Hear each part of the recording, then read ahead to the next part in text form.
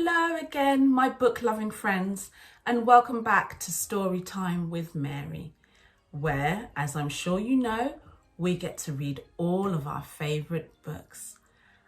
And if you're enjoying our books and you're loving Storytime, don't forget to hit the like button and subscribe to our YouTube channel so that we can read together all the time. So today's favourite book is The Little White Owl. This book is written by Tracy Corderoy and Jane Chapman. So if you've got The Little White Owl at home, grab it now and let's read it together. Once there was a little white owl who lived all by himself in the snow. He didn't have a mummy. He didn't have a daddy. He didn't even have a name. But he really didn't mind too much. It had always been like that, and his head was full of happy stories. Sometimes he was a brave white knight, and sometimes he was a snowflake. Sometimes he was a rocket blasting off to the moon. But every night at bedtime, he sat on his favourite branch, nibbling toast spread with strawberry jam and counting the stars all by himself. Then one day, he looked at the big blue sky that stretched on forever and ever. "I wonder what's out there," said Little White Owl. So he packed his teddy and his clock. It was time to see the world. For days, the little white owl flew over turquoise oceans and deserts of gold. Then he spotted the prettiest trees, sprinkled with tiny jewels. So down, down, down he swooped. But wait! These jewels had beaks. They were owls. Lovely owls.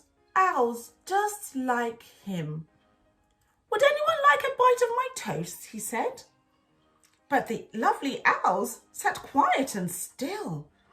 They didn't want to spoil their perfect feathers. "How very plain you are," groaned the green. "No colours at all," sniffed the dotty red.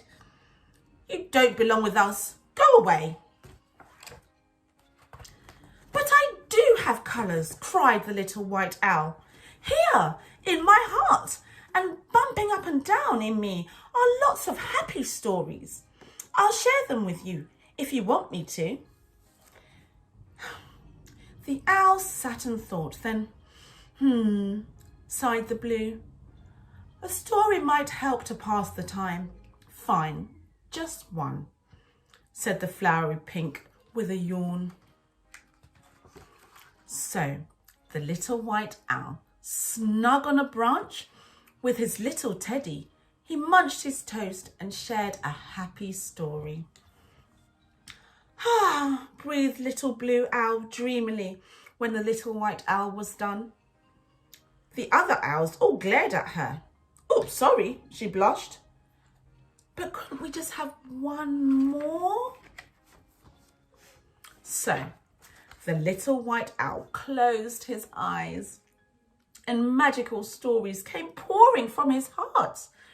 Colourful tales of castles and knights and dragons with fiery breath, and blasting through moonbeams and counting bright stars and tumbling down like a snowflake.